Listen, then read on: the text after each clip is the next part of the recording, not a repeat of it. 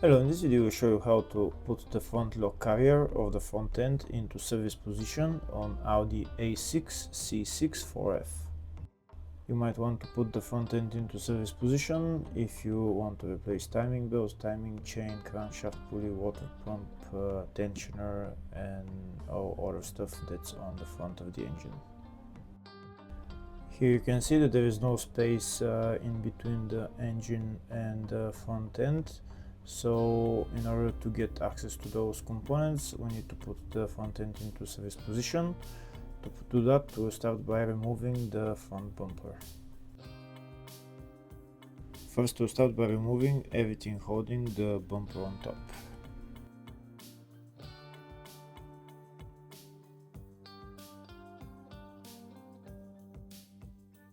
There's 3 bolts for the bumper here on top, one of them is down there, and then there's 2 bolts on each side.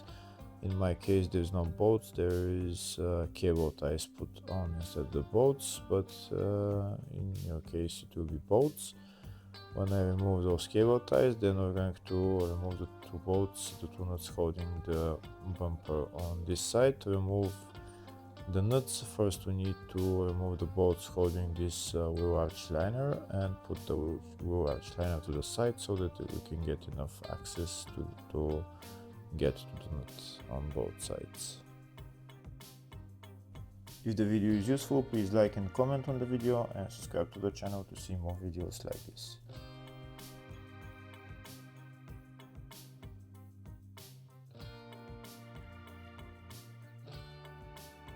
Now we're going to push in the wheel arch liner and we'll see where the location of the nut is that we need to take out. The nut is located right there. It's size 10 socket. To get to that nut we need a long extension and maybe electric ratchet. So if you don't have electric ratchet, no ratchet will do, but we need long extension.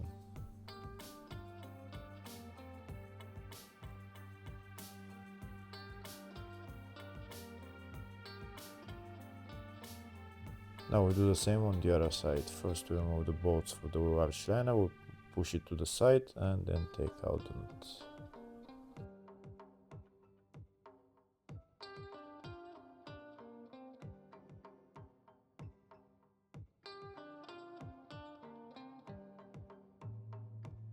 Next I'll show you the location of the nut. The nut is located just down there. Just give it a light for a little bit.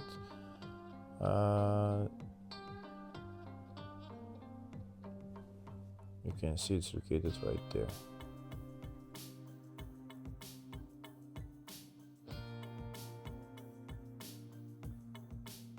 Now I'm going to remove that nut.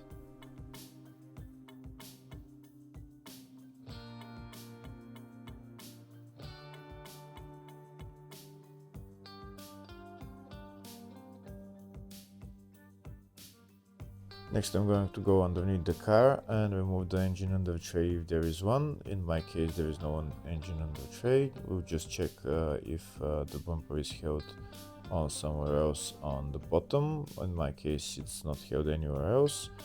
So next we're going to take out the bumper.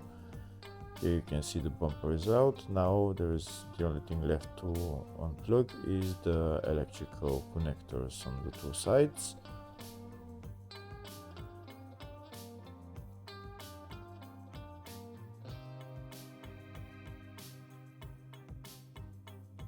And once the electrical connectors are disconnected, we can take out the bumper. Next we're going to remove the headlights. The headlights are held by 3 bolts, one down there, one here and one here on the side. We'll remove those 3 bolts and the same on the other headlight.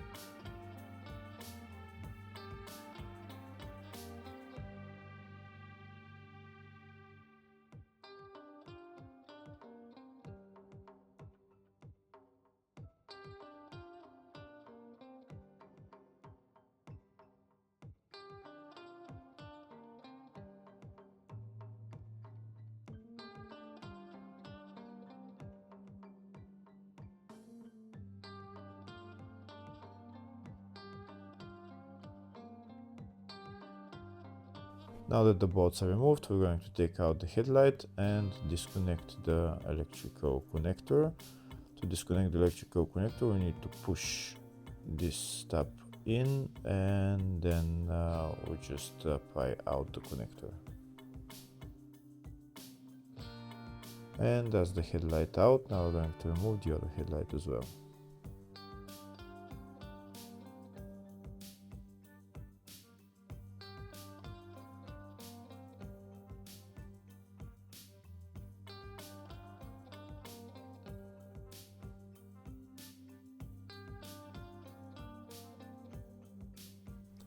Next we're going to remove this metal crash plate. It's held by 4 bolts, 2 on here, on this side, and 2 on the other side.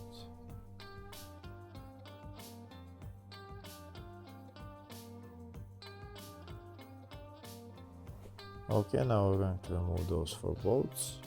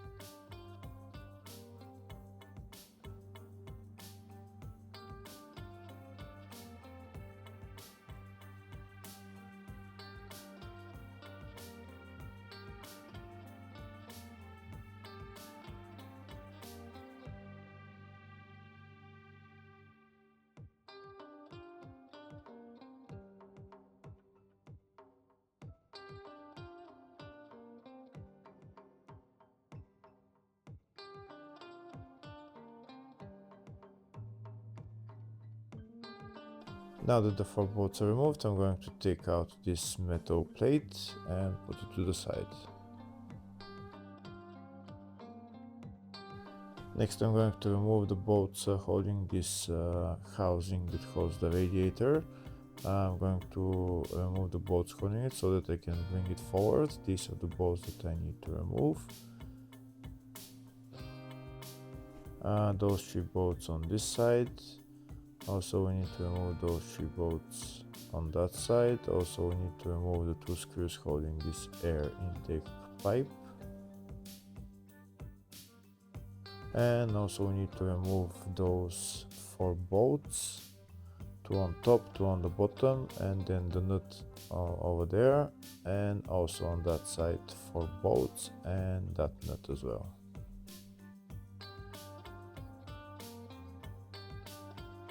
We'll start by removing those bolts and the nut on the 2 sides.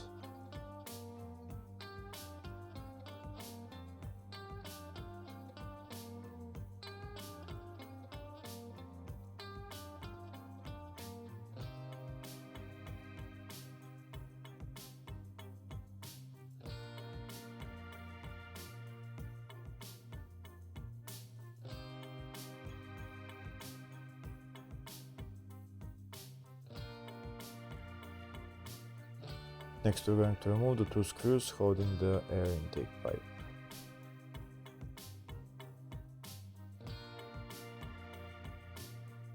Next we're going to remove the 3 bolts on this side and the 3 bolts on the other side.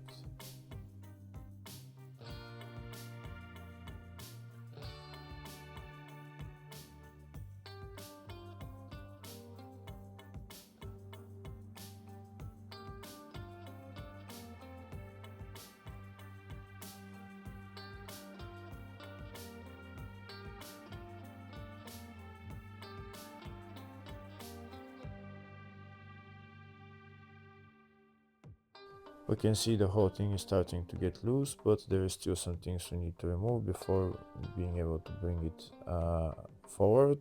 First we need to remove this air intake hose. We need to loosen that metal clamp and also this intercooler hose as well. loosen again this clamp and just take out the hoses.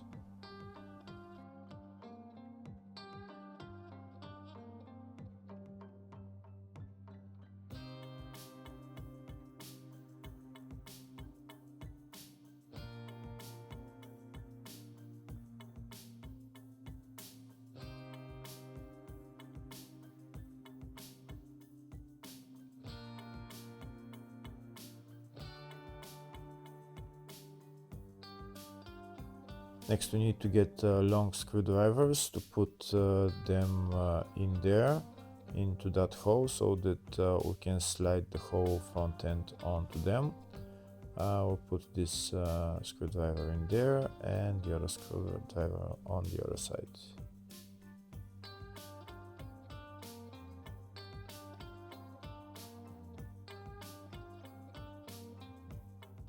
Like I said, on these screwdrivers, we're going to slide the whole front end onto them. But before being able to slide the front end, we need to remove this bolt as well, which is still holding the front end, and that bolt as well. They're just next to the radiator hoses.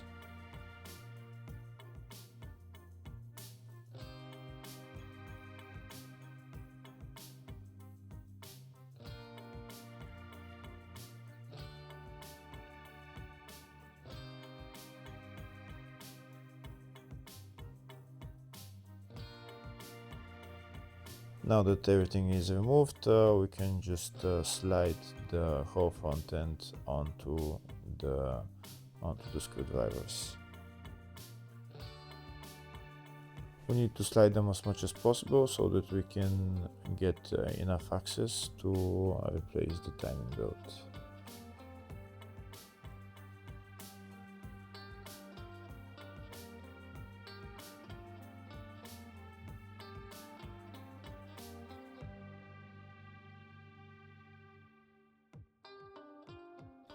We can see on this side we're not able to bring it forward much because this hose is in our way. So we're going to remove the metal clamp for the hose and remove the hose, and then we should have no problem to bring forward the whole front end. Here we can see the front end came out enough, so now we should have enough space to do timing belt or crankshaft pulley or whatever you need to be done.